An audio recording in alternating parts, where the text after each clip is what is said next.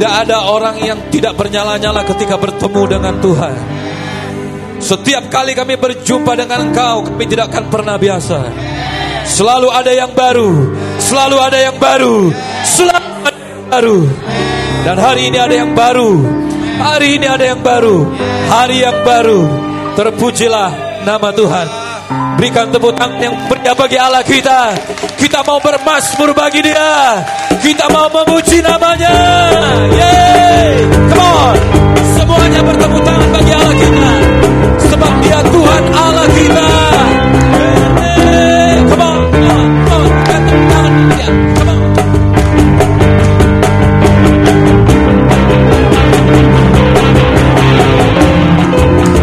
Tuhanlah kekuatanmu. Tuhanlah kekuatan. Dia gunung batu dan keselamatan. Hanya padamu hatiku percaya. Kaulah Tuhan, kaulah kota dan kota perlindungan. Kita mau bersyukur, amin. Ku mau selalu bersyukur, sebab cintamu padaku takkan pernah berubah. Hatiku percaya, walau bumi bergoncang, gunung-gunung beranjak, namun kasih setiamu tak pergi dariku. Semuanya yang di belakang juga mari memuji Tuhan. Haleluya. Katakan sekali lagi, Tuhanlah, Tuhanlah kekuatan dan mazmurku. Dia gunung batu dan keselamatanku. Hanya padamu hatiku percaya.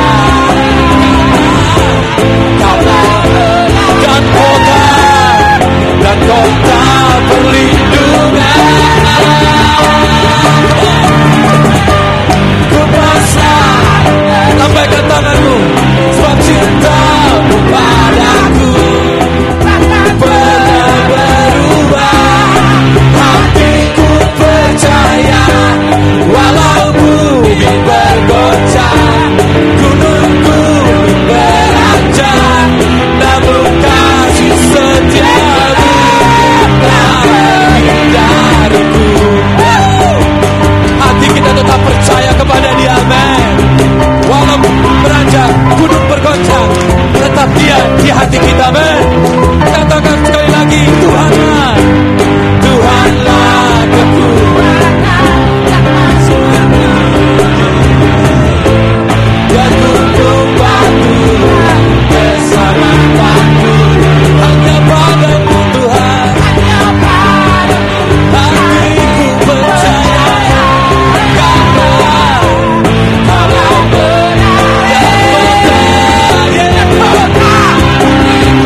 Semuanya katakan.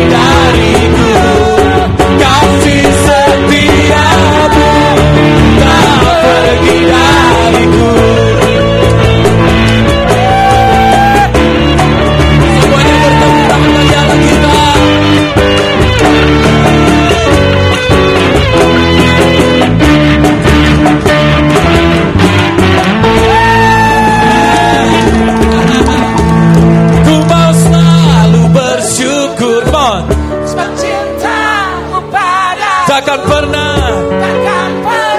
berubah. Hatiku percaya, walau bumi bergoncang, gunung beranjak, namun kasih setiamu, haleluya. Yang wanita saja katakan, ku mau selalu bersyukur sebab cintamu padaku takkan pernah berubah. Hatiku percaya, walau bumi bergoncang, gunung beranjak, kasih setiamu Tuhan. kasih setiamu. Come on, bantu lagi katakan, ku mau selalu bersyukur sebab cintamu takkan pernah Tuhan. Hatiku percaya, walau bumi bergoncang, gunung-gunung beranjak, namun kasih setiamu tak pergi dariku. Kasih setiamu tak pergi dariku. Berikan tepuk tangan yang meriah bagi Allah kita. Haleluya. Kasih setia Tuhan tak pernah pergi dari kita. Haleluya. Dahsyat Tuhan kita dalam hidup kita, men. Dan dahsyat umat Tuhan yang di tempat ini juga, yang pergi menjangkau memberitakan Injil, sehingga nama Tuhan terdengar di seluruh kota Medan, bahkan di seluruh Indonesia, dari Sabang sampai nama Tuhan ditinggikan melalui gereja Tuhan di tempat ini. Kita orang-orang yang diutus, kita orang-orang yang diperlengkapi. Dari utara ke selatan terdengar nama Tuhan. Amin. Amin. Katakan sebelah kiri kananmu, nama Tuhan terdengar lewat hidupmu. Amin. Nama Tuhan terdengar. Haleluya. Haleluya. Katakan ha. Sekali lagi ha. Haleluya. Mulutnya. Kalau udah menyanyi memuji Tuhan, gak ada lagi yang kurang. Amin. Oleh sebab itu memang Daud, dia suka untuk memuji Tuhan. Kita juga suka memuji Tuhan. Tidak ada alasan untuk tidak memuji Tuhan. Amin. Berikan tepuk tangan yang meriah bagi Allah kita. Allah kita dahsyat. Amin.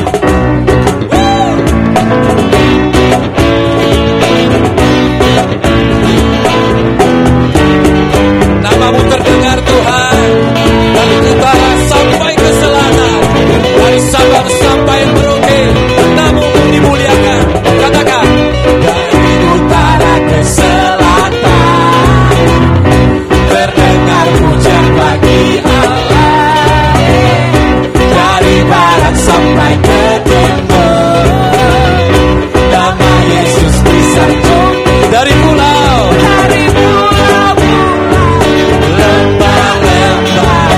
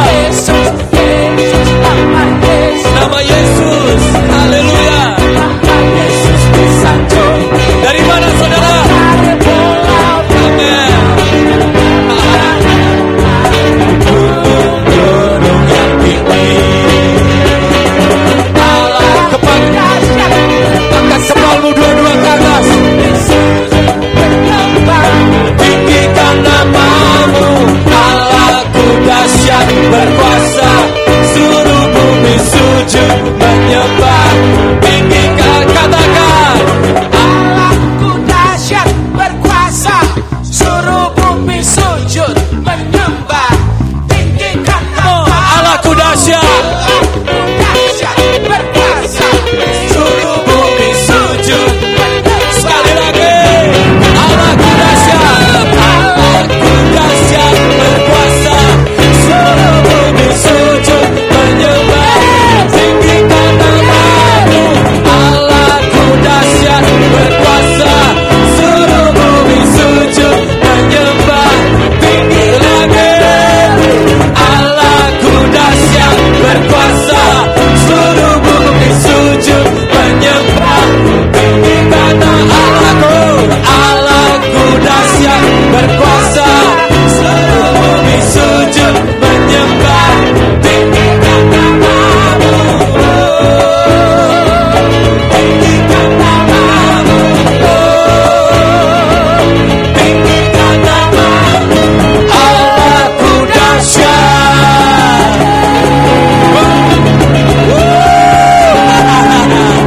Berikan sorak-sorai kepada Allah yang dahsyat itu. Haleluya. Dahsyat Allah kita, men. Dahsyat Allah kita. Haleluya. Oh, luar biasa Engkau Tuhan. Terima kasih Bapak. Tuhan, Kau dahsyat dalam hidup kami. Kau luar biasa dalam hidup kami. Jadikan kami bejana-Mu Tuhan. Bejana indah di tangan-Mu. Oh, terima kasih Bapak.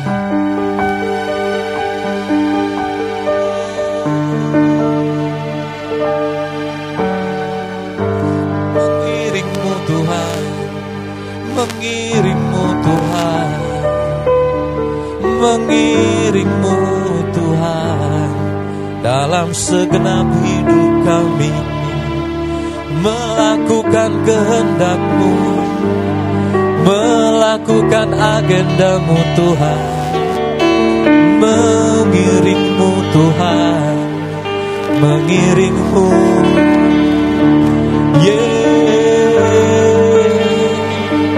Kami tersedia bagi-Mu Tuhan. Kami tersedia bagi-Mu Tuhan. Ini kami gereja-Mu.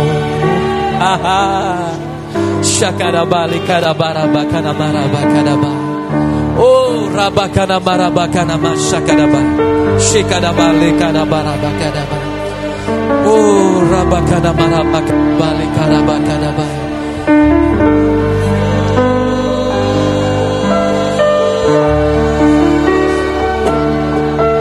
Mengiring-Mu Tuhan. Mengiring-Mu Tuhan. Segenap hati, segenap jiwa, segenap kekuatan kami.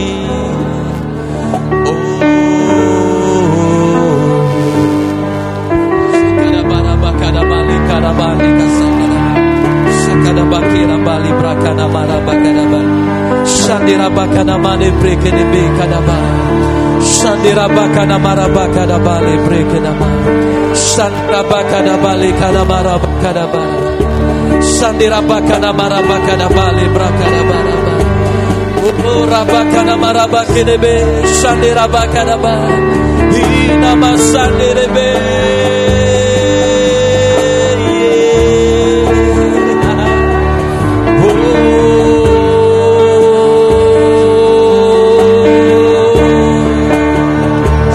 Bakana marabakana Shandira bakana marabakana marabakana marebekede. Oh rabakana marabakana malebrekede be. Shandira bakana ma.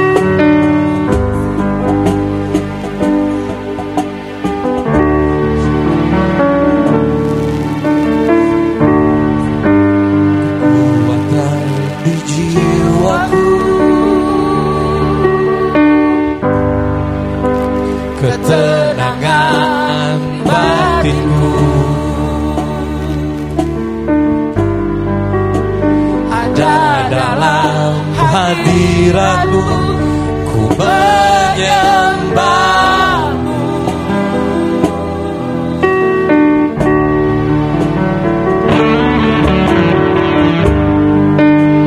Tersungkurku di kaki-Mu, rasakan hadirat-Mu. Takkan ku melepaskan-Mu, Kau cahaya bagiku, mengiringmu seumur hidupku, masuk dalam rencana-Mu.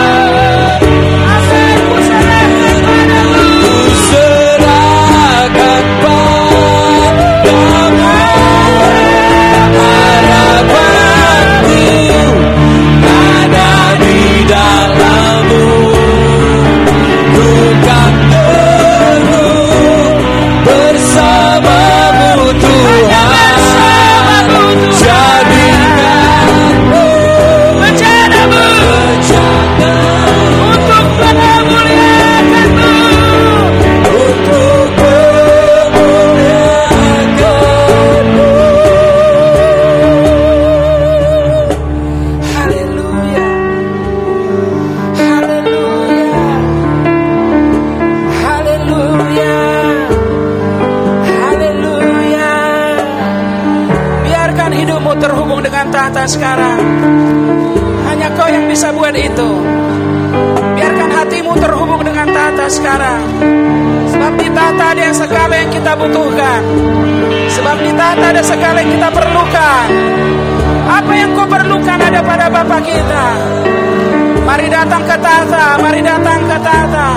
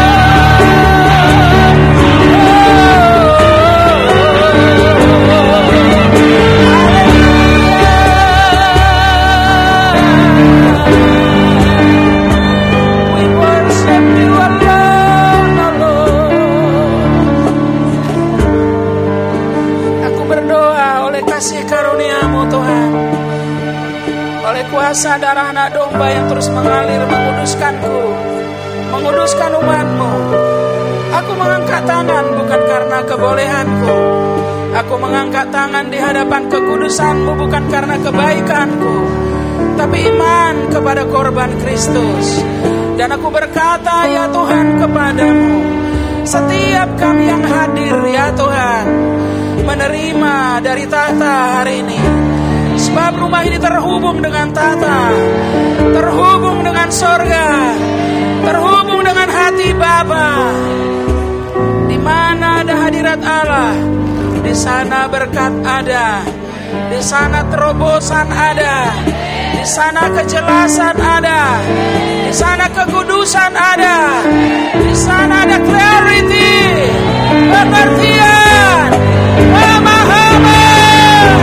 Selamat datang pengertian, selamat datang pemahaman, selamat datang terobosan, selamat datang terobosan. Beri kemuliaan kepadanya, beri kemuliaan kepadanya. Siapa Baba Baba Baba Baba, siapa Baba Baba Baba Baba. Aku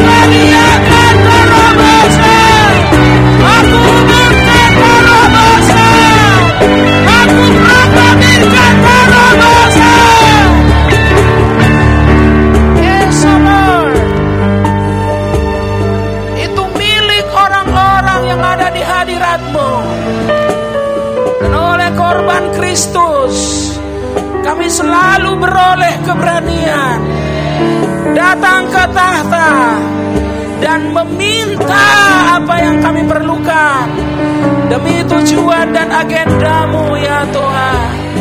Beri kemuliaan kepada Allah kita. Oh rasyakara laraba. Oh rababa syakara larabande. Iramo ramande lelebe. Syakara larabande lelebe. Oh rasyada baka yande lelebe derianda. Li grasata korabai. Ibando ramande lelebe. Syakari kamora larabai. Ya braka shera borabai yande. Li ramonda larabai. Irana seke toko mayande. Liramai ya brasa takana sekeraba ina sotoko masakaraba ibraka nasataka korebe rabai ibraka nasataka raba ibraka rabai ya brasa takaraba ya braka nasekerebe ya braka nasokoraba rabala rabai rabai ye breke na sokora baba ira tokota sikara andora baba shakara baba shakara baba shakara baba ye reke de sotobo baba yabade rabanda sotobo raba ibrakana soko irabakana sekerebe lebreke na sotobo mama orabakana masoko. Keberanian menatap masa depan turun atasmu. Keberanian menatap masa depan turun atasmu. Keberanian menatap masa depan turun atasmu. Ketakutan berhenti dalam hidupmu. Ketakutan berakhir dalam hidupmu. Ketakutan berakhir dalam hidupmu. Engkau akan berani menatap masa depan. Engkau akan berani menatap masa depan. Sebab masa depan itu sungguh ada. Engkau akan berani menatap masa depan. Engkau akan berani menatap masa depan. Bersama Dia masa depan itu sungguh ada. Beri kemuliaan kepada Allah kita. Di sorak-sorai. Kau tidak pernah takut lagi. Kau akan berani menanti masa depan. Kau akan menanti masa depan dengan gagah perkasa. Dengan gagah perkasa. Kau akan mengangkat mukamu melihat masa depan. Sebab Allah di pihakmu. Beri kemuliaan kepada Allah kita. Yes, Allah.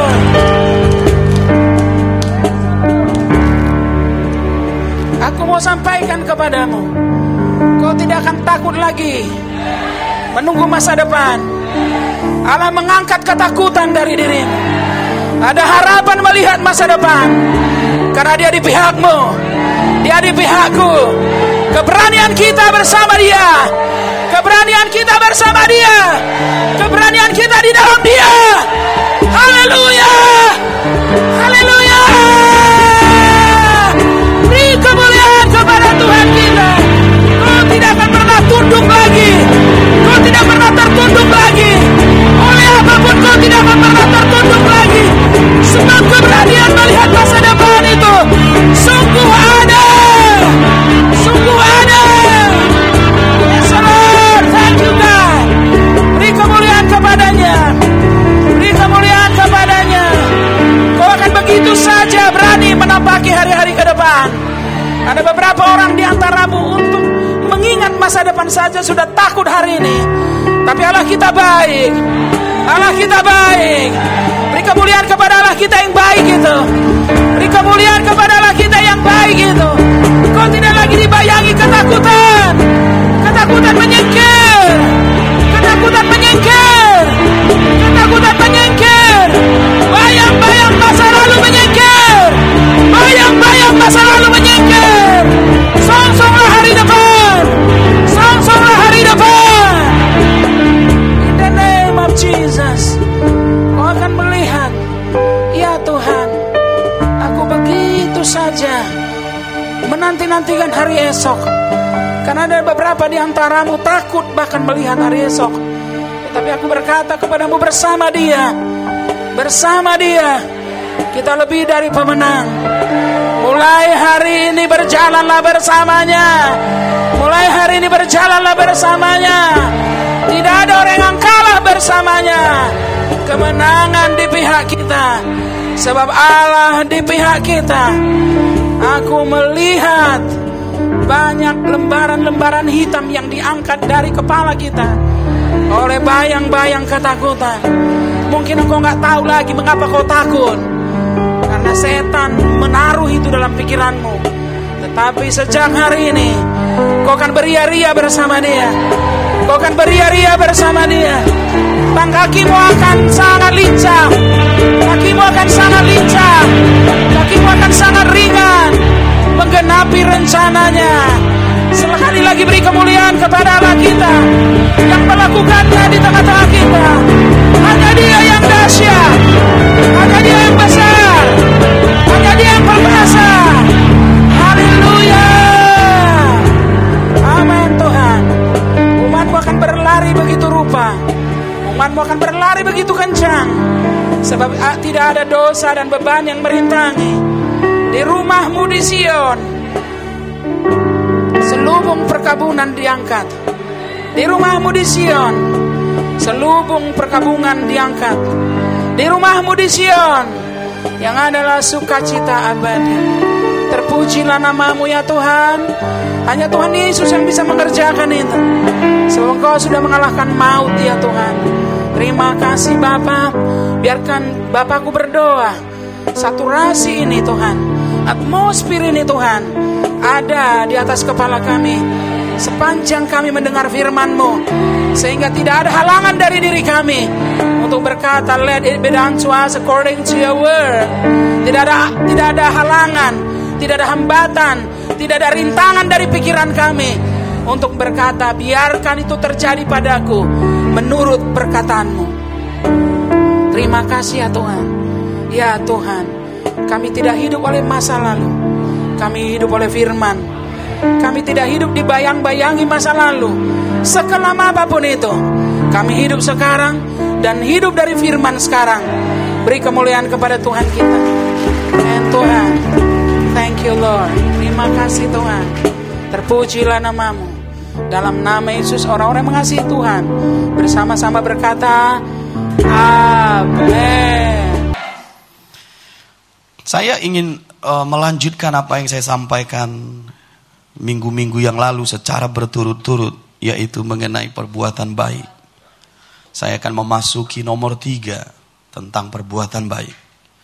Perbuatan baik tidak sesederhana yang kita bayangkan, karena itu adalah terang.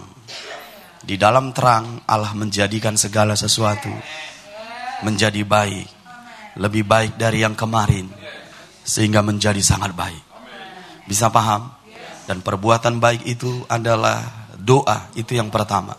Saya berharap dari hati saya yang paling dalam, sebagai umat Tuhan yang hidup dalam ketaatan, yang percaya kepada orang yang diutus Tuhan, bahwa kalian harus menghidupi doa itu. Karena doa itu sangat powerful. Melalui doa Allah melakukan pekerjaannya.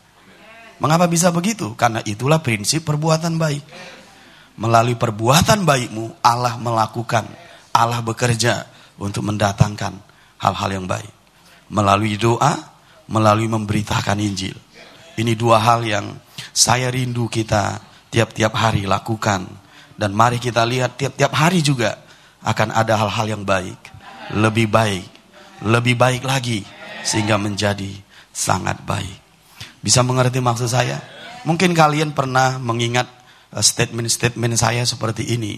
Jika kalian pergi dan melewati alam baka, maka tempat itu akan menjadi tempat yang berair.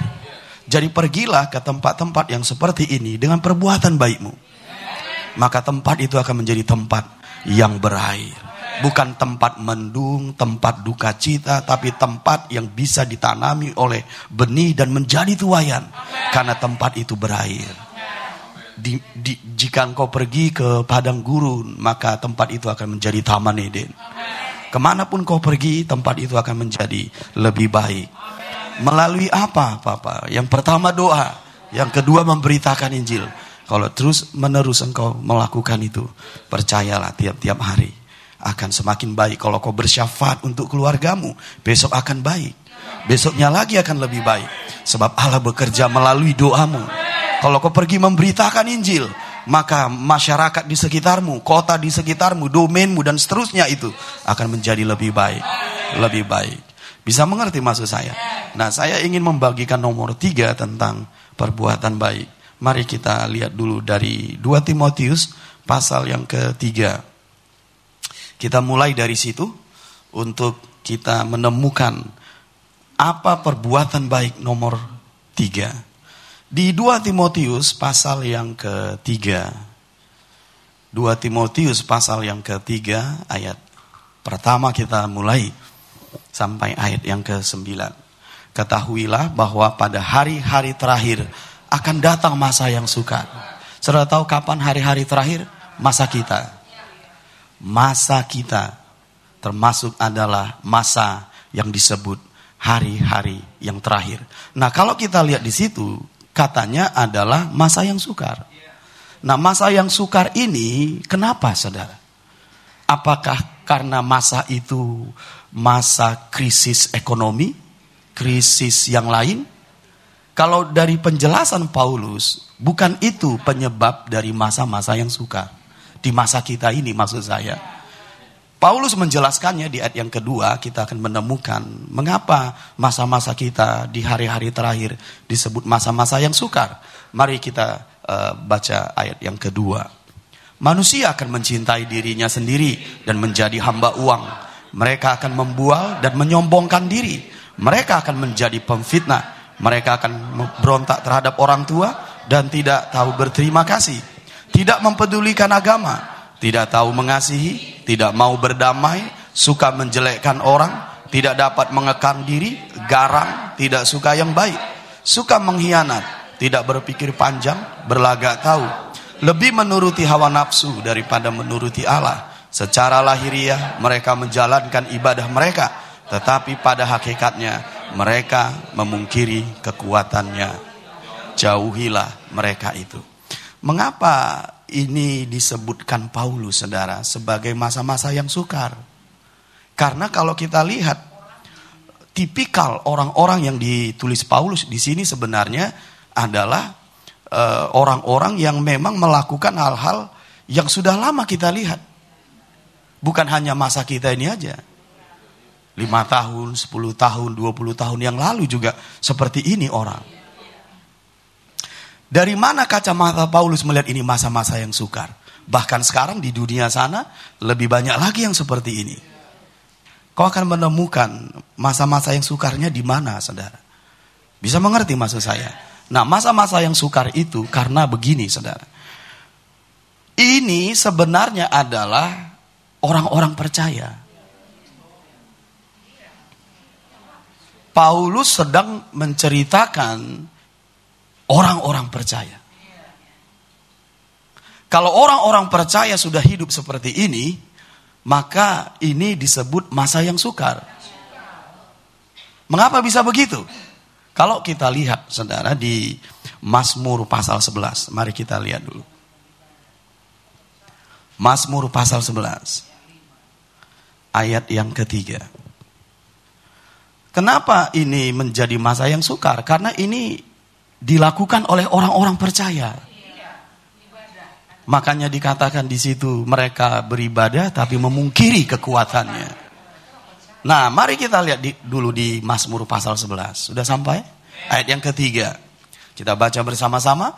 Apabila dasar-dasar dihancurkan, adakah yang dapat dibuat oleh orang benar itu?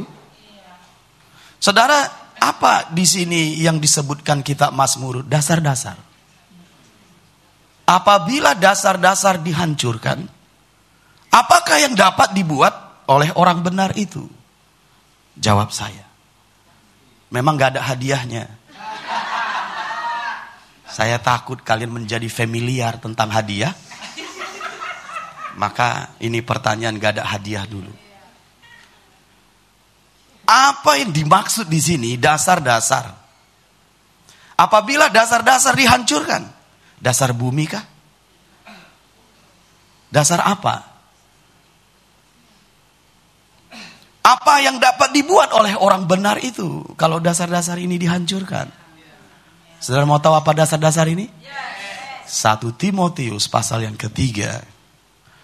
Bahwa dasar-dasar itu adalah ini, saudara. 1 Timotius pasal yang ketiga ayat 15.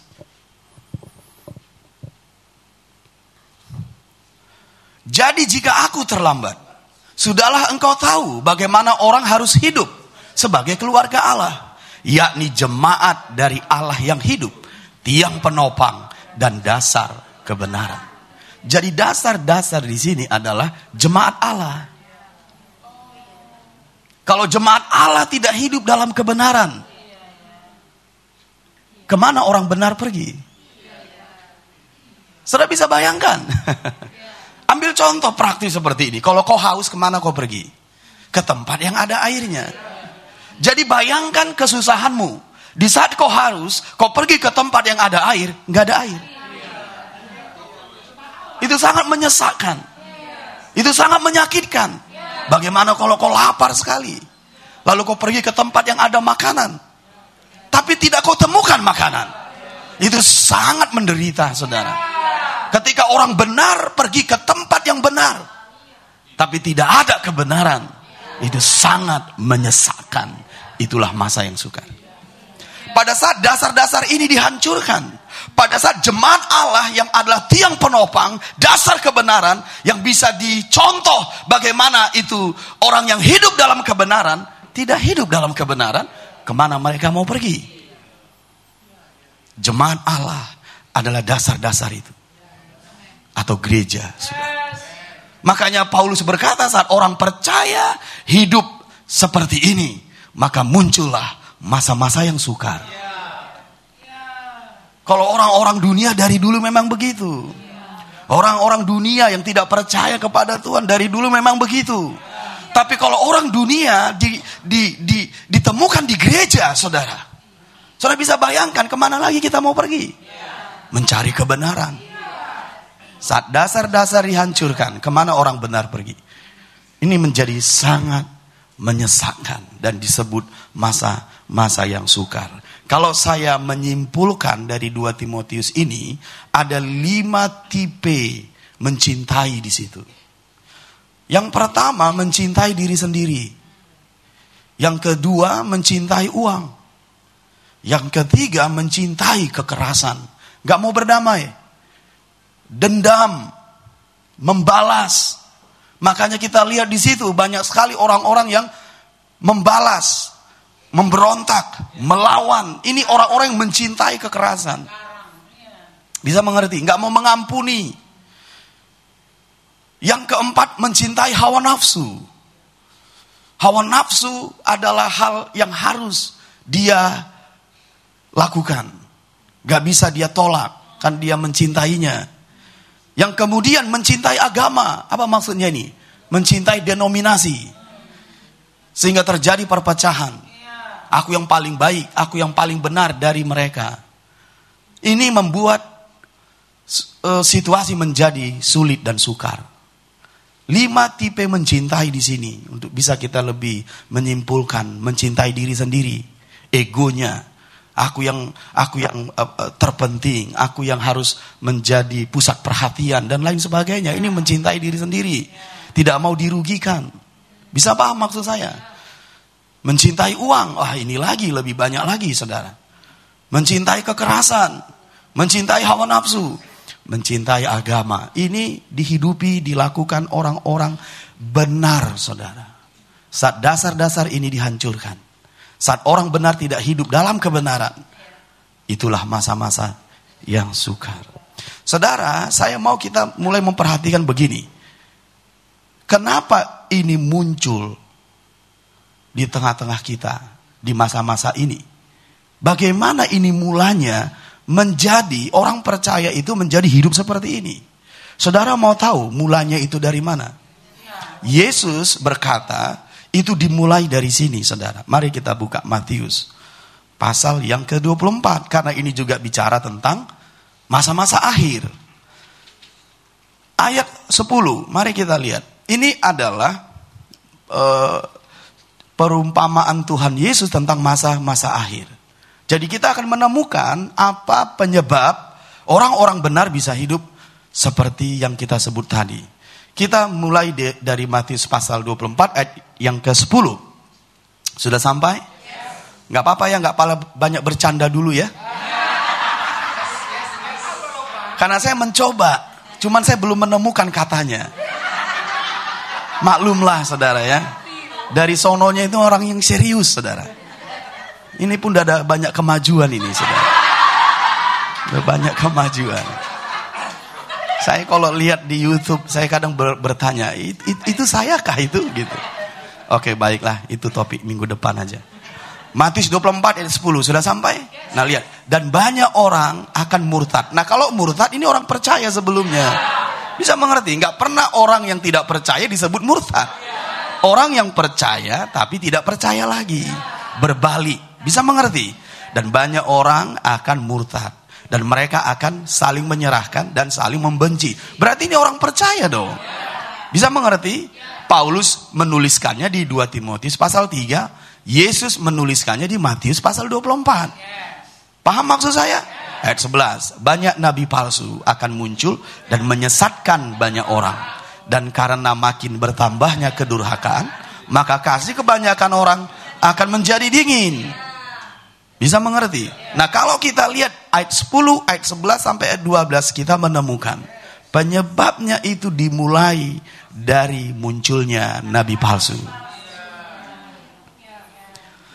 Kalau kita mundur, saudara, mundur di ayat yang ke-4, di pasal yang sama.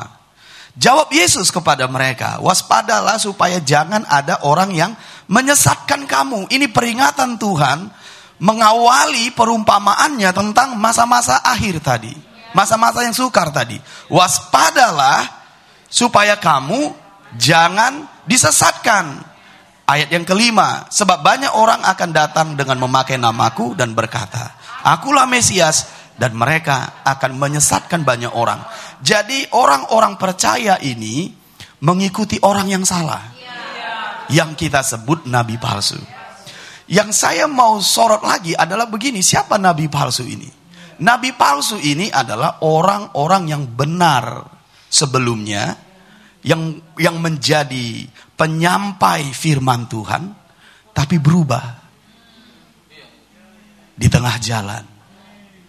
Berubah hatinya, berubah imannya. Bisa mengerti? Berubah imannya, berubah hatinya, berubah motifnya. Bisa mengerti maksud saya?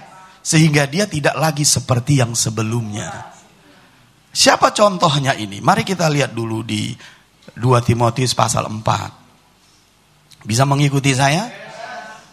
2 Timotius pasal 4 ayat yang ke-10. Ini contoh dari nabi palsu.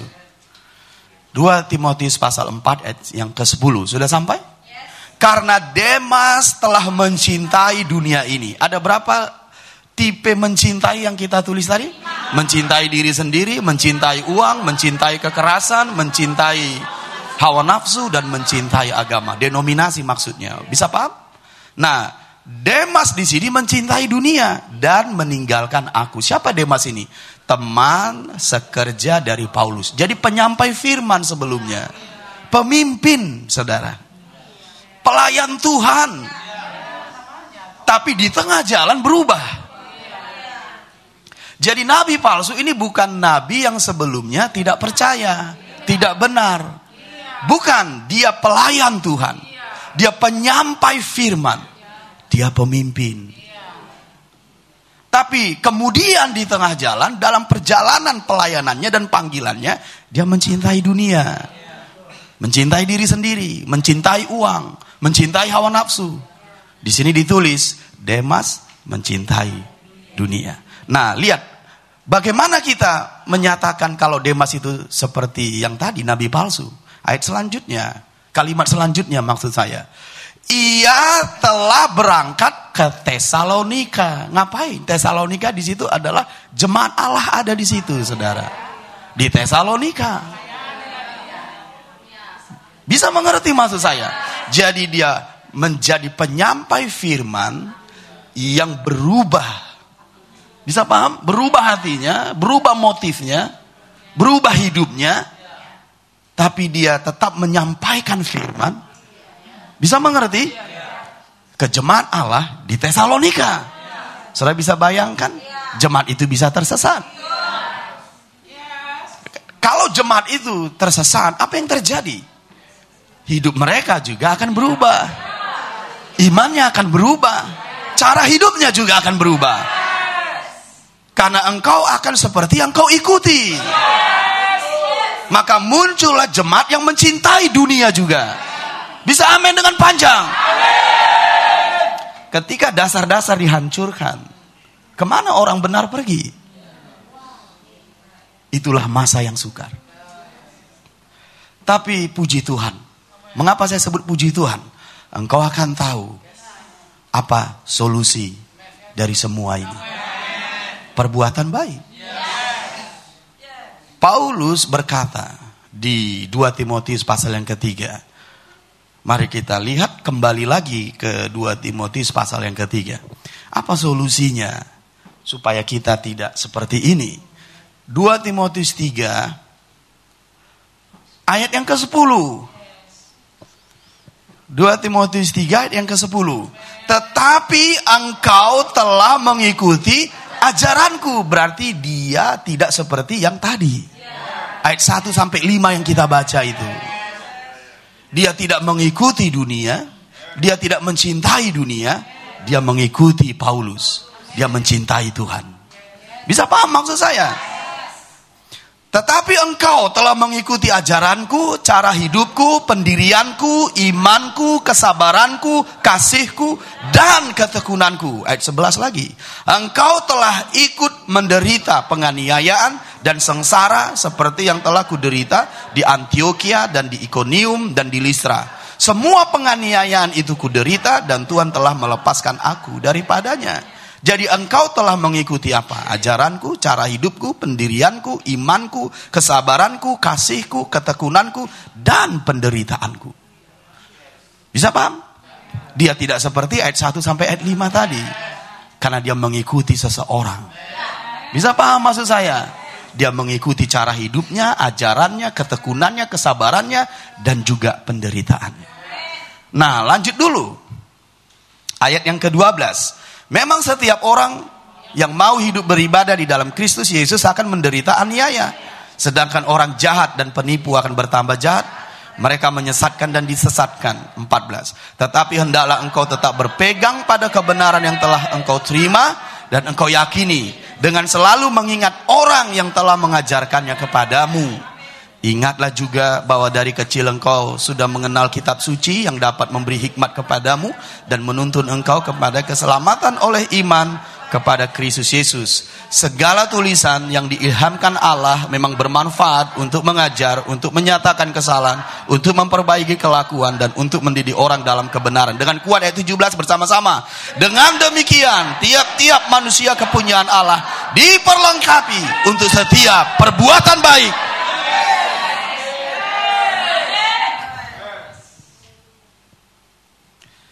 Jadi perbuatan baik nomor 3 adalah mengikutiku.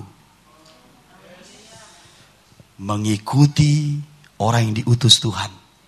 Mengikuti pelayan Tuhan. Mengikuti Bapak rohanimu. Bagaimana dia hidup? Caranya hidup. Ajarannya. Bisa paham? Kesabarannya, pelayanannya, penderitaannya. Dia menjadi model yang bisa kau lihat. Sekalipun Yesus tidak kau lihat lagi.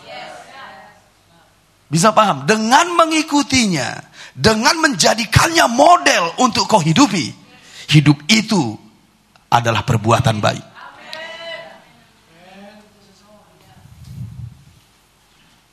Hidup yang kau hidupi dari seseorang yang kau lihat itu, hidup itulah perbuatan baik. Makanya nomor 3, perbuatan baik adalah mengikutiku. Ku di sini orang yang diutus Tuhan. Paulus menguatkan kembali. Coba kita lihat di Filipi pasal yang ketiga. Filipi pasal yang ketiga ayat 17. Filipi pasal yang ketiga ayat 17. Saudara-saudara, ikutilah teladanku dan perhatikanlah mereka yang hidup sama seperti kami, yang menjadi teladanmu. Mengapa ini dituliskan Paulus? Karena pada masa itu, saudara, belum ada Alkitab seperti yang kita pegang. Jadi mereka belajar dari kehidupan pemimpinnya. Mereka belajar dari model yang ditunjukkan pemimpinnya. Bisa paham? Nah, sekarang justru kebalikan. Kita tidak lagi belajar kepada orang yang diutus Tuhan. Kita justru belajar sendiri dari kitab suci. Bisa mengerti maksud saya?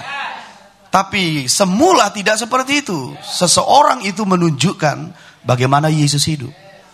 Sehingga kita bisa mencontohnya, melihatnya, mengikutinya. Sehingga apa yang dia hidupi, kau hidupi. Yang kau hidupi itulah disebut perbuatan baik. Cara hidupnya, kesabarannya, penderitaannya, tujuannya, engkau akan diperlengkapi untuk setiap perbuatan baik. Bisa mengerti maksud saya? Nah, kalau kita lihat lagi di Ibrani pasal 13. Ibrani pasal 13 ayat yang ke-7. Ini yang langka sekarang di gereja. Sama seperti doa tadi malam saya sebutkan. Banyak pemimpin di mimbar berkata seperti ini. Ikutilah Yesus, ikutilah Yesus. Jangan ikuti saya. Kata pemimpinnya. Jemaat kan jadi bingung. Bapak ngikut siapa? Supaya kami tahu. Bisa paham maksud saya? Karena tidak seorang pun bisa menunjukkan bahwa bagaimana seharusnya orang hidup. Bisa paham maksud saya? Karena banyak pemimpin-pemimpin yang berubah di tengah jalan dan mencintai dunia. Bisa mengerti maksud saya? Nah, tapi semula tidak seperti itu. Ibrani pasal 13 ayat yang ke-7 sudah sampai? Ingatlah akan pemimpin-pemimpin kamu yang telah menyampaikan firman Allah kepadamu. Perhatikanlah akhir hidup mereka dan contohlah iman mereka. Contoh. Modeli. Contoh, ikuti hidup mereka. Itulah perbuatan baik. Makanya kita harus mengerti bagaimana para pemimpin ini hidup. Supaya kau bisa hidup dengan cara yang sama. Bisa mengerti? Ayat yang ke-8, Yesus Kristus tetap sama. Baik kemarin maupun hari ini dan sampai selama-lamanya. Kenapa disebut Yesus tetap sama? Karena engkau bisa membuktikan dari hidup Yesus di kitab suci dengan hidup mereka ini. Yesus tidak berubah. Sehingga orang-orang yang disebut pemimpin yang hidup seperti Yesus, engkau bisa cek. Engkau bisa lihat. Bisa mengerti. Semua kita bisa melihat bagaimana Yesus hidup. Karena kita semua punya kitab suci. Bisa paham maksud saya? Dan kita harus tahu bagaimana mengikuti mereka ini. Itulah pola sebelumnya. Bisa paham? Ingat minggu yang lalu, bagaimana kita bisa mengalami pekerjaan Tuhan, mengalami aliran air kehidupan, mengalami kuasa Tuhan, mengalami pekerjaan Tuhan, mengalami mujizat Tuhan. Karena kita bertemu seorang yang diutus Tuhan. Saudara tahu perempuan pendarahan? Dia sudah mendengar berita-berita tentang Yesus, tapi dia tidak mengalami sampai dia bertemu Yesus. Kalian lihat Bartimeus? Setiap hari dia duduk di situ mendengar berita tentang Yesus, tapi matanya tidak melek sampai Yesus lewat.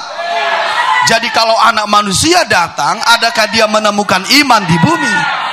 Jadi di samping imanmu itu engkau harus memerlukan seseorang sehingga terjadilah pengalaman, perjumpaan dengan Tuhan dalam dirimu.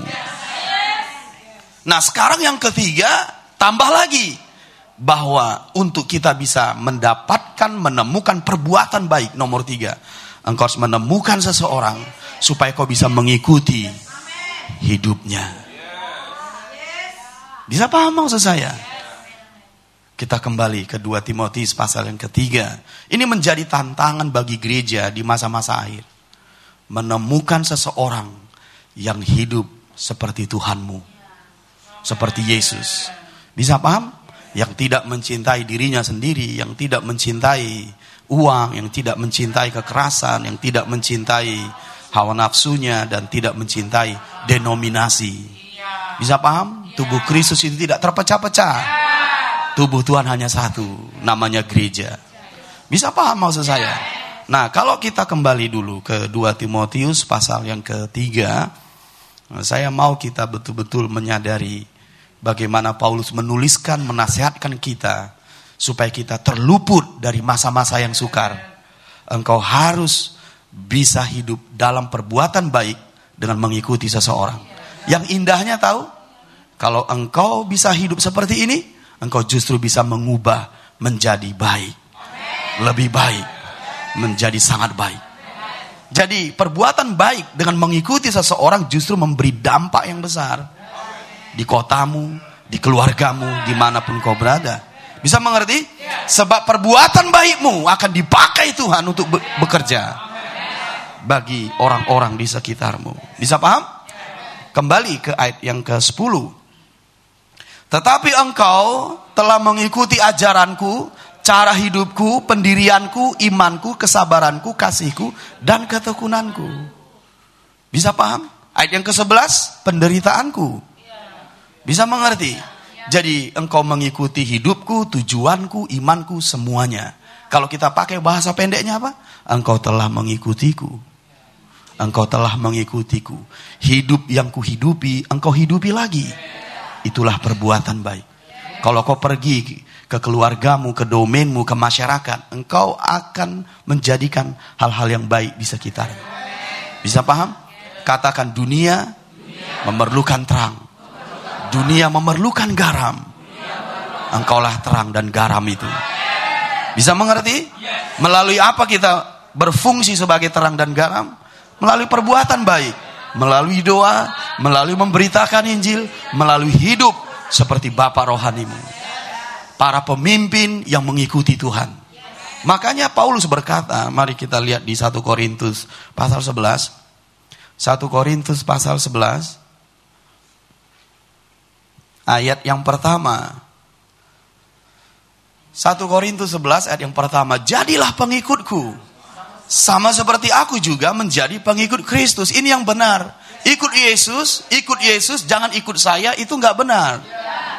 Yang benar ikut saya sebab saya mengikuti Yesus. Bisa mengerti? Itu yang benar. Jadilah pengikutku sebab aku mengikuti Kristus. Jadi kita memerlukan orang-orang seperti ini untuk membangun gereja, sehingga gereja itu punya dasar yang kokoh, hidup dalam kebenaran. Dan itu diperlukan orang di dunia sana, karena itu adalah terang. Bisa paham maksud saya? Nah, kalau kita kembali ke kisah, kita lihat di kisah pasal yang kedua. Jemaat mula-mula, saudara, dibangun di sini. Di kisah pasal yang kedua, ayat yang ke-41. Mari kita lihat jemaat mula-mula. Mereka dibangun hidupnya di sini. Mereka mengikuti orang yang mengikuti Tuhan. Bisa paham? Masih ingat minggu lalu Matius 10:40? Jika apa? 10:40? Ya, haleluya. Jika orang menyambut kamu, ia menyambut aku. Barang siapa menyambut aku, ia menyambut Bapa. Bisa mengerti maksud saya di sini? Bisa mengerti. Nah, sekarang konsep itu mereka terapkan juga dalam hidup mereka karena mereka mengikuti rasul-rasul. Ayat 41. Orang-orang yang menerima perkataannya itu memberi diri dibaptis, dan pada hari itu jumlah mereka bertambah kira-kira 3.000 jiwa.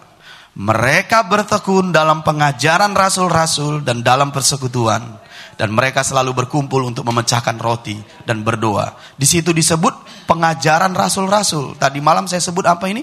Doktrin rasuli. Apa doktrin rasuli? Ikutlah aku, sebab aku mengikuti Kristus. Karena mereka tidak melihat Yesus lagi, tidak memiliki kitab suci, lalu mereka melihat rasul-rasul hidup, dan mereka bertekun terhadap ajaran itu. Bisa paham? Sehingga muncullah komitmen-komitmen di ayat 43 yang tidak kita temukan lagi di jemaat-jemaat di masa kita ini. Sulit kita temukan. Apa itu? Mari kita lihat coba. Ayat 42. Mereka bertekun dalam pengajaran rasul-rasul dan dalam persekutuan. Dan mereka selalu berkumpul memecahkan roti dan berdoa. Ini tidak banyak gereja hidup di sini lagi. Bisa paham? Ayat 43. Maka ketakutanlah mereka semua, sedang rasul-rasul itu mengadakan banyak mujizat dan tanda. Ini juga langka, saudara, di gereja. 44. Dan semua orang yang telah menjadi percaya tetap bersatu. Mari kita baca terus.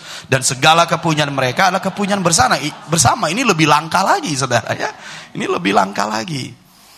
Sudah mulai tersenyum. 45. Dan selalu ada dari mereka yang menjual harta miliknya, lalu membagi-bagikannya kepada semua orang sesuai dengan keperluan masing-masing. Ini semakin langka lagi. 46. Dengan bertekun dan dengan sehati mereka berkumpul tiap-tiap hari dalam bait Allah. Sekali seminggu aja susah, apalagi tiap-tiap hari. Mereka memecahkan roti di rumah masing-masing secara bergilir dan makan bersama-sama dengan gembira dan dengan tulus hati. Dan lihat 47, ini impactnya besar. Katakan impactnya besar. Ayat 47. Sambil memuji Allah dan mereka disukai semua orang. Dan tiap-tiap hari Tuhan menambah jumlah mereka dengan orang yang diselamatkan. Jadi kalau kau hidup seperti bapakmu, hidup seperti para pemimpinmu, Tuhan akan menambahkan orang-orang yang percaya. Bisa mengerti? Bisa gak kalian bayangkan mereka bertekun dengan pengajaran rasul, orang-orang di luar sana menyukai mereka? Bagaimana konsep itu bisa kita dapatkan? Karena mereka hidup juga di luar sana. Mereka dikenali, saudara. Bisa amin 2 kali dulu. Jadi bukan begini konsepnya. Mereka bertekun di dalam gereja terus. Lalu orang-orang lain suka. Enggak, mereka juga pergi keluar, bekerja seperti biasa, dan menampilkan kehidupan yang berbeda seperti yang mereka hidupi. Hidup siapa yang mereka tampilkan? Hidup para rasul, saudara. Karena rasul itu mengikuti Kristus. Bisa maksud saya? Bisa mengerti di sini? Nah, jadi mereka disukai semua orang. Dan tiap-tiap hari Tuhan menambahkan jumlah mereka dengan orang yang diselamatkan. Kalau orang-orang di luar sana semakin banyak yang diselamatkan, menurut kalian bagaimana keadaan di luar sana? Semakin baik kan? Coba kita berkomitmen dulu hari ini. Papa, aku mau mengikutimu. Aku berhenti mengikuti diriku. Aku berhenti mengikuti yang di YouTube itu.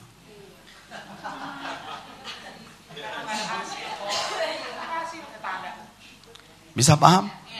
Walaupun tampilannya seperti Michael Jackson, Michael Jordan, bahkan malaikat Mikael. Sorry ya. Tapi ingat saudara, kalau kita tidak mengikuti siapapun, ini berbahaya. Iblis mudah untuk menyergap kita, menyesatkan kita, karena kita tidak punya model. Jadi coba kita renungkan, ambil komitmen, kita harus mengikuti seseorang. Karena itu adalah perbuatan baik. Bisa mengerti maksud saya? Masih ingat minggu yang lalu tentang menemukan seseorang yang diutus Tuhan, ada 3 poin saya sebutkan. Ada orang yang belum menemukan. Masih ingat kan? Kalau belum menemukan apa harusnya? Ya temukan. Gak bisa gak menemukan. Mungkin bukan saya, gak apa-apa saudara. Saya bukan satu-satunya. Tapi salah satu.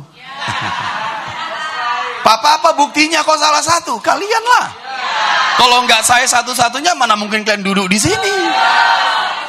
Walaupun saya bukan satu-satunya. Terpujilah Tuhan buat kasih karunia-Nya. Orang seperti ini ada yang mengikuti. Kalau saya tidak membawa sesuatu dari Tuhan, bagaimana kau mengikuti saya? Saya tidak kaya, kecuali saya konglomerat, kok bisa mengikutin saya? Karena hartanya. Mungkin saya populer, saya tidak populer. Lihat di TV, nggak ada gambar saya. Jadi apa alasanmu duduk di sini dan mengikuti saya? Engkau yang tahu bagaimana Tuhan menaruh iman itu. Saya salah satunya, tapi bukan satu-satunya. Jadi kalau engkau belum menemukan, temukan. Karena nggak bisa tanpa menemukan. Karena itu model dari sejak awal. Aku tidak meninggalkanmu menjadi yatim piatu, kata Yesus. Aku akan mengutus Roh Kudus. Dan Yesus berkata, bukan hanya Roh Kudus, engkau juga harus menjadi saksi. Karena engkau sejak semula bersama-sama dengan aku. Jadi siapakah yang diberikan Tuhan kepada gerejanya ketika dia naik ke sorga? Roh Kudus dan orang yang diutusnya. Bisa paham maksud saya? Gak bisa hanya Roh Kudus saja. Tapi kau perlu seseorang yang bisa melihat bagaimana hidup itu dimanifestasikan. Bisa paham maksud saya? Engkau akan mengalami tiap-tiap hari. Mengalami Tuhan saat kau berdoa. Mengalami wahyu saat kau membaca firman. Semangatmu akan terus menyala-nyala. Lapar dan hausmu akan terus. Haleluya. Oke lah. Haleluya. Sampai koyak langit itu, saudara. Nah, kan? Udah mulai lucu kan? Oke, I try. Nah, lihat di situ, saudara. Apa yang kita lihat di situ?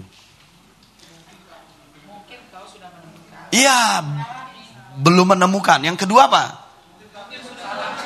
Menemukan orang yang salah. Mengapa aku sudah mengikutinya sekian lama makin melarat ya? Bisa paham maksud saya? Mungkin orang yang salah. Tinggalkan. Dengarin saya, lihat saya, tapi dengan senyum. Karena ini agak ekstrim. Tapi supaya nggak terlalu sakit, senyumlah. Kan gitu ya, kalau kita disuntik kan, kadang disenyum-senyumin. Dengarin saya baik-baik. Saya papamu. Kau anak-anakku dalam iman. Kalau kau lihat saya seperti Demas satu saat, tinggalkan saya. Engkau aman. Justru itu baik bagimu. Tapi kalau kau lihat papamu tetap setia mengikuti Tuhan, hati-hati kau meninggalkannya. Fair dong. Hati-hati kau familiar. Hati-hati kau tidak percaya. Tapi kalau kau lihat, papa ini udah berubah. 10 tahun yang lalu dia sangat sederhana.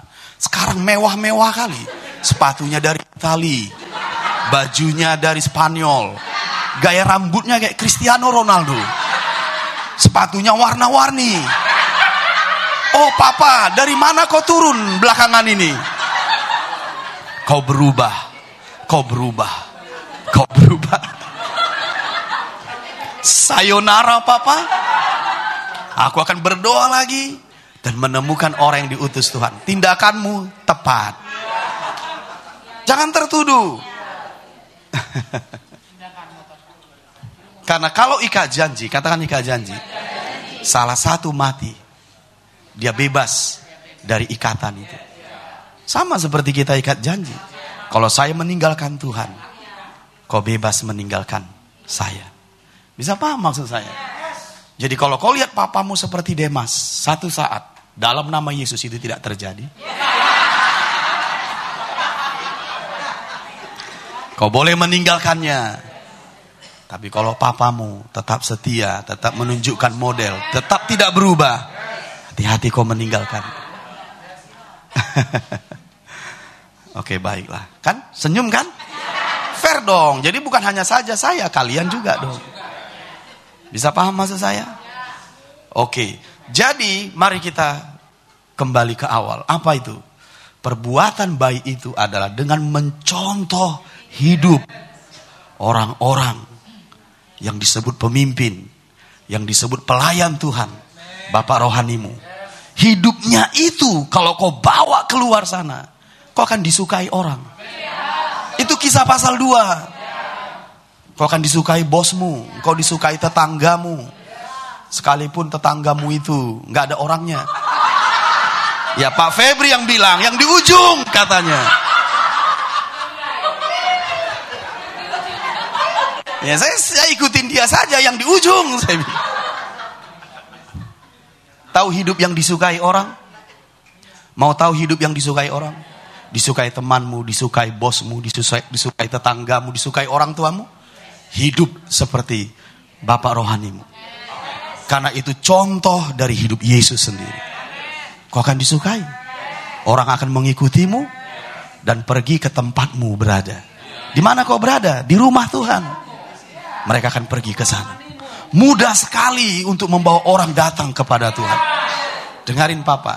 Apa yang menuntun orang Majus itu sampai ke Yerusalem? Bintang di langit. Itu terang namanya. Jadi mereka tidak tahu di mana raja dari orang Yahudi ini lahir. Mereka mengikuti bintang itu. Jadi engkaulah bintang di langit. Bagaimana engkau menjadi bintang yang terang, bukan bintang yang buram. Ada bintang yang redup loh saudara, bahkan bintang yang jatuh. Bintang yang jatuh, Lucifer, bisa mengerti? Tapi kau bukan bintang yang jatuh. Engkau adalah bintang yang bercahaya. Nah kalau kau bintang yang bercahaya, orang Majus akan datang ke rumah Tuhan dan menyembah Yesus. Dan cahaya itu adalah hidup dari Bapa rohani. Itulah kehidupan jemaat mula-mula. Mereka disukai semua orang. Jadi ini dahsyat saudara. Satu ayat kita baca kembali di kisah pasal yang keempat. Nah, lihat di sini. Kisah pasal 4 ayat yang ke-12. Kisah pasal yang keempat. Kisah pasal yang keempat. Bukan, kisah pasal yang kelima maksud saya. Kisah pasal yang kelima, ayat yang ke-12. Dan oleh rasul-rasul diadakan banyak tanda dan mujizat di antara orang banyak.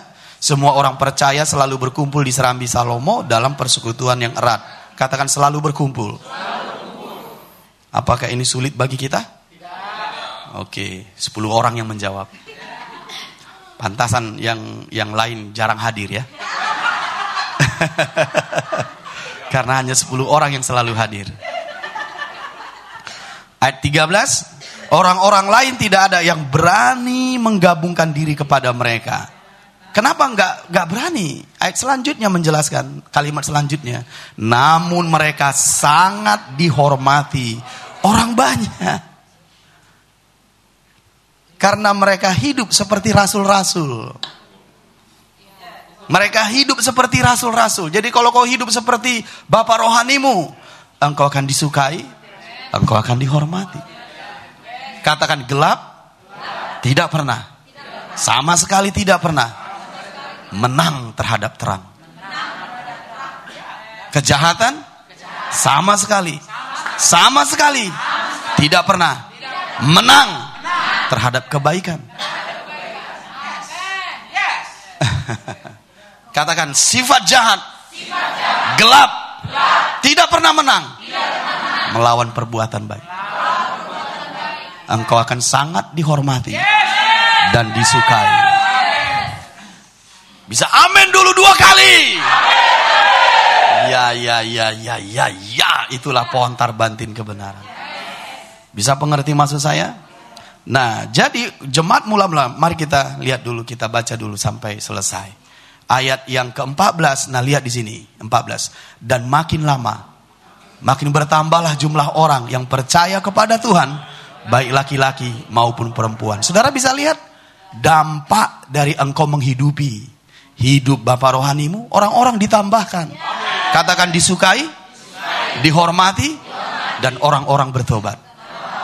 Katakan disukai, dihormati, orang-orang bertobat. Haleluya. Lanjut. Ayat yang ke-15. Bahkan mereka membawa orang-orang sakit keluar ke jalan raya dan membaringkannya di atas balai-balai dan tilam, supaya apabila Petrus lewat, setidak-tidaknya bayangannya mengenai salah seorang dari mereka. Papa, bayanganmu gak pernah menyembuhkan orang. Yes. Kenapa? Kenapa Papa kok nggak pernah bayanganmu menyembuhkan orang? Saya jawabnya sederhana. Karena saya Johnson. Dia Petrus. Aku mau mengikuti Petrus. Silakan.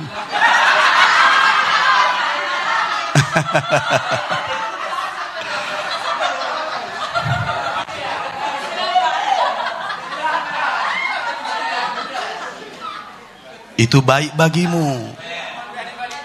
Bisa paham? Dengerin, Paulus berkata apa? Pemimpin-pemimpinmu, bukan satu orang. Jadi bukan hanya saya, banyak. Ada kasih karunia-Nya masing-masing. Tapi kau nggak pernah punya dua bapak kan?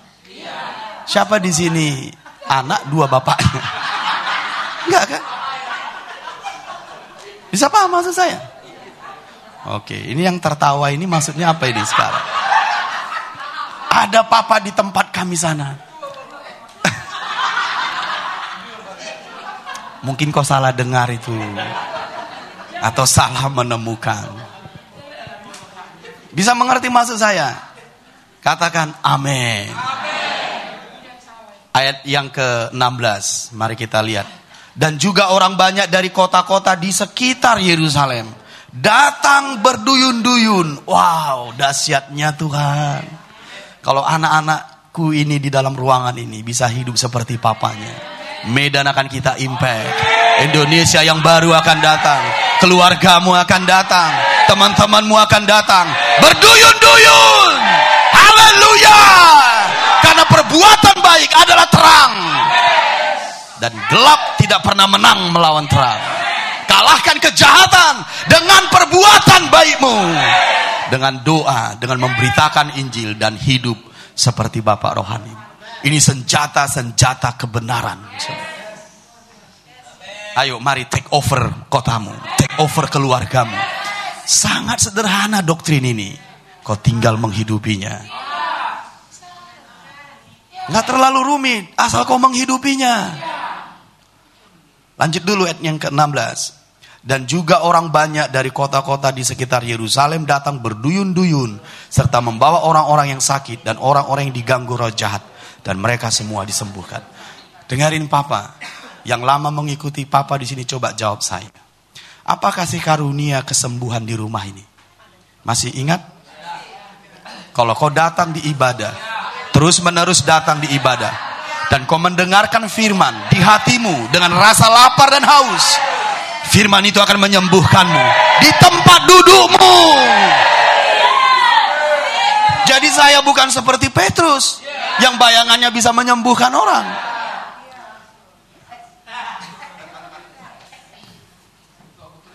Karena kita punya kasih karunia dari Tuhan. Jadi kalau kau datang dengan antusias, sama seperti orang yang di tepi kolam Bethesda. Bethesda kah itu atau Siloam ya? Oke, Bethesda aja lah pun jadilah.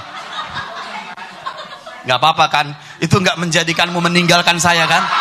Kurang pemahaman firman kan? Oke, baik. Yesus datang. Bukankah begitu? Dan dia berkata, maukah kau sembuh? Orang ini berkata, tak seorang pun yang menolongku masuk ke kolam itu saat dia bergoncang. Ya bagaimana dia bisa duluan masuk? Dia lumpuh. Bisa paham maksud saya? Tapi dengarkan saya. Ada kolam di hatimu. Dari dalam hatimu mengalir aliran air kehidupan. Dan kalau itu mengalir, dia akan menjadi kolam. Kalau kolam di hatimu bergoncang, lompat ke dalam. Apapun penyakitmu, engkau sembuh. Apapun keadaanmu, engkau sembuh.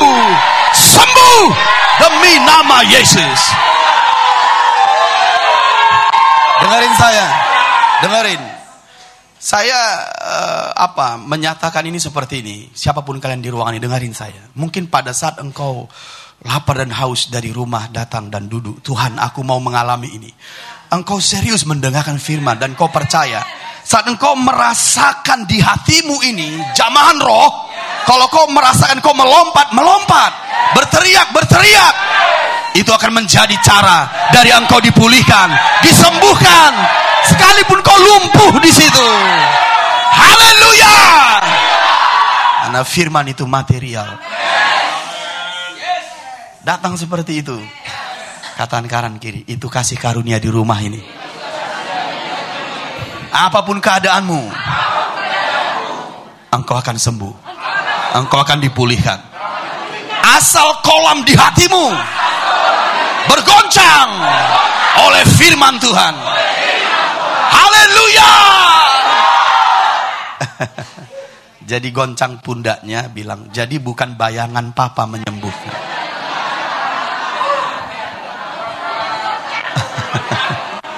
Oke, silahkan duduk.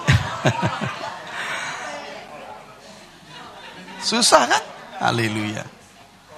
Bagaimana kau menemukan bayangan saya? Saya tiap hari ada di atas, kau ada di luar. Ini bukan tinju bayangan, saudara. Katakan, ini kasih karunia. Tapi polanya, bilang, tidak boleh, tidak bisa, tidak mengikuti seseorang. Itu pola mula-mula. Itu jemaat rasuli. Ikutlah aku, karena aku mengikuti Yesus. Bahkan Yesus berkata hal yang sama loh, saudara. Mana ayatnya? Ada. Markus 1. Dan setelah ini kita selesai. Semoga rasa lapar dan hausmu tetap sekalipun kita selesai, ya. Markus 1 ayat 17. Lihat di situ. Sudah sampai? Lihat, Yesus berkata kepada mereka, mari ikutlah aku, dan kamu akan kujadikan penjala manusia. Itulah pola dari semula. Engkau akan seperti yang engkau ikuti. Tidak mengikuti, tidak menjadi. Siapa penjala manusia? Ya Yesus. Kalau kau mengikuti Yesus, engkau seperti Yesus. Ikutlah aku, katanya kepada murid-muridnya. Aku akan membuatmu menjadi penjala manusia, karena aku penjala manusia. Jadi bagaimana ini bisa kita hidupi sekarang? Yesus ada di sebelah kanan Bapa. Sederhana sekali. Camkan yang dikatakan Paulus tadi. Ikutilah aku, sebab aku mengikuti Yesus. Sederhana kan? Ini sangat powerful. Dengarin Papa. Kenapa ini saya bagikan 2 minggu berturut-turut? Karena 5 tahun kedua, tahun depan, kita akan masuk kepada the X is on. Kisah para rasul akan dimulai lagi. Dan dasar dari jemaat apostolik adalah doktrin rasuli. Ikutlah aku, sebab aku mengikuti Yesus. Semua kehidupan transparan. Kalian bisa lihat papamu. Kau bisa uji hidupnya. Karena tidak ada yang tersembunyi. Terang itu tidak boleh ditaruh di bawah, harus ditaruh di atas. Hidupmu terbuka, hidup saya terbuka. Bisa paham maksud saya? 5 tahun kedua akan sangat dahsyat. Mari bangkit berdiri. Bapa, kami percaya kebenaran ini. Kami terima, kami hidupi, karena kami percaya. Mari angkat tanganmu, dua-dua ke sorga seperti ini. Haleluya. Engkau orang percaya, engkau orang beriman. Engkau diselamatkan karena ada tujuan. Engkau tidak kebetulan. Dan tujuan ini Dia mau engkau hidupi. Dan tujuan itu adalah lakukan perbuatan baik. Umat Tuhan, sebagai pelayannya aku berkata padamu, engkau diselamatkan karena ada tujuan. Dan Dia mau supaya engkau hidup di sini. Perbuatan baikmu adalah tujuan itu. Berdoalah, beritakanlah Injil, dan ikuti hidup para pemimpinmu yang mengikuti Yesus. Sekarang aku berdoa untukmu. Mari angkat tangan. Sande baka bahanda lala bukoda baka dabah. Le lala baka basanda baka dabah. Supaya engkau hari ini mengalami sebuah progres masuk kepada DNA rohani jemaat rasuli, masuk kepada DNA rohani jemaat mula-mula. Mari berdoa dalam roh dulu. Hando boras sakabare lebere kabahande. Masuk kepada DNA rohani yang baru. Jemaat mula-mula, jemaat rasuli, jemaat apostolik yang menjangkau kotanya, yang menjangkau bangsanya. Mari masuk ke sana. Aku akan berdoa untukmu agar hidupmu dapat berdampak besar bagi banyak orang. Berdoa dalam roh lagi.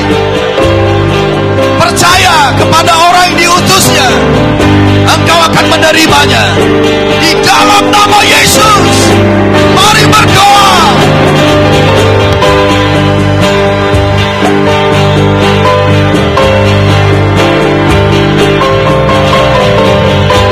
Ya, Ebraka masoboko male brede bede bahane.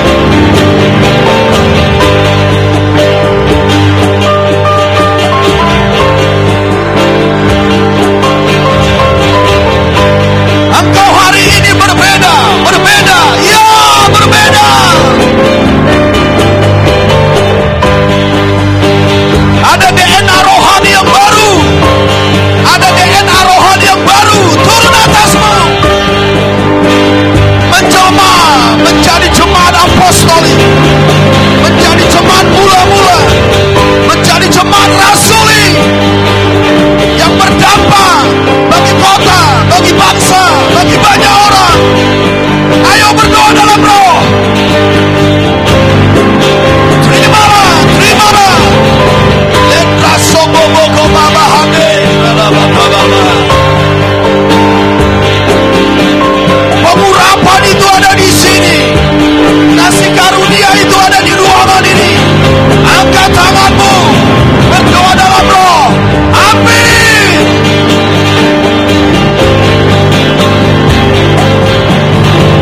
Jangan biarkan lewat. Ambil. Ambil dengan imanmu. Ambil DNA rohani yang baru. Menjalma menjadi kamu jemaat apostolik, jemaat mula-mula yang radikal, yang berdampak bagi banyak orang.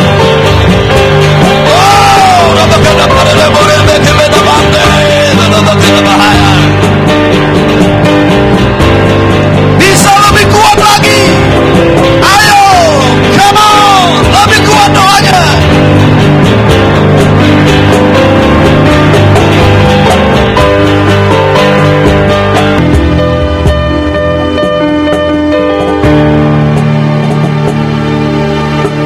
Terbut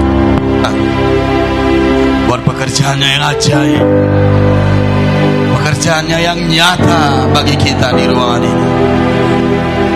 Aku percaya hidupmu tidak akan pernah sama. Tidak akan pernah sama lagi. Dipersiapkan lebih untuk hari-hari ke depan sebagai penyataan dari kuasanya, sebagai penyataan dari kemuliaannya bagi hidup banyak orang, bagi keluargamu, bagi kotamu. Hal-hal yang baru, hal-hal yang besar akan engkau nyatakan di dalam nama Yesus. Haleluya. Mari kita bangkit berdiri. Haleluya, haleluya. Kami sembah Engkau Tuhan yang melakukan pekerjaan-pekerjaan yang besar di tengah-tengah umat-Mu. Di tengah-tengah umat-Mu. Terpujilah Engkau. Terpujilah Engkau. Berikan tepuk tangan bagi Dia. Berikan tepuk tangan. Beri sorak-sorak. Dia Yesus. Dia Yesus. Dia Yesus. Haleluya. Amin, amin.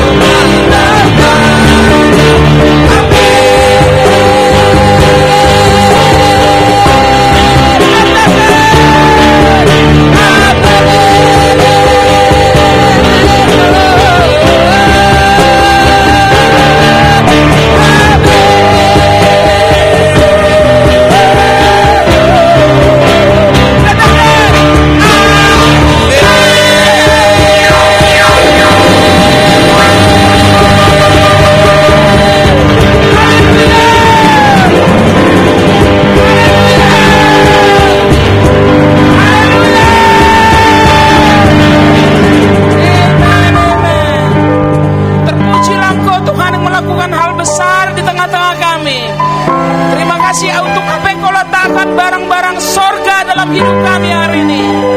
Kami tidak menyangka Tuhan kami menerima sebegitu besar hari ini. Beri kemuliaan kepada Tuhan kita. Beri kemuliaan kepada Tuhan kita. Beri kemuliaan kepada Dia. Lagi-lagi beri kemuliaan kepada Dia. Katakan haleluya. Katakan haleluya. Katakan haleluya.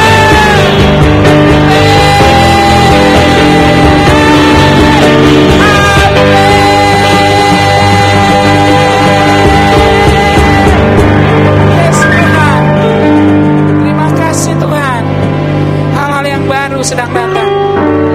Hal-hal yang baru sedang datang. Terpujilah nama-Mu ya Tuhan. Hal-hal yang baru sedang datang. And in the name of Jesus, semua umat yang mengasihi Dia bersama-sama katakan amin.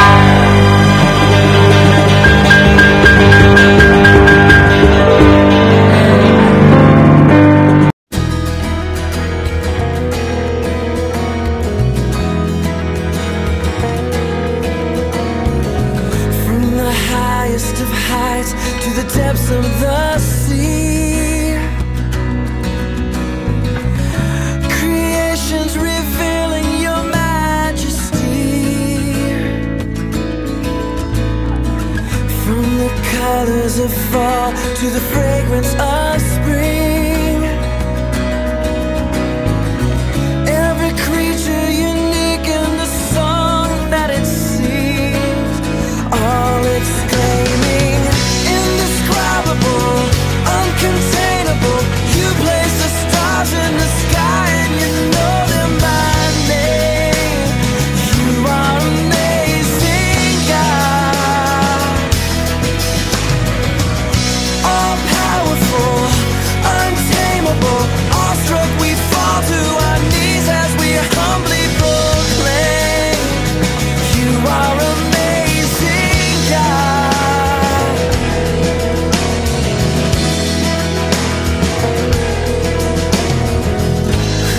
Told every lightning bolt where it should go,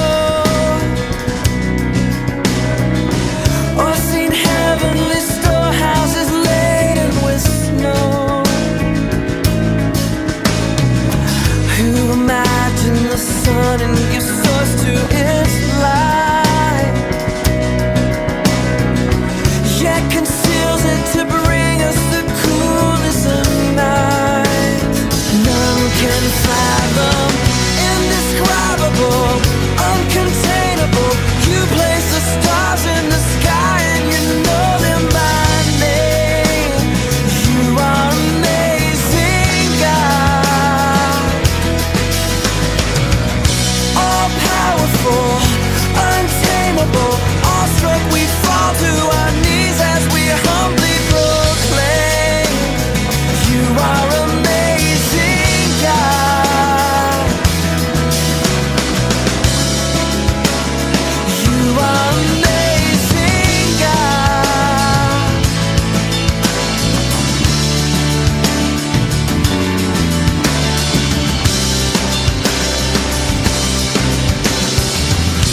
Indescribable, uncontainable. You place the stars in the sky and You know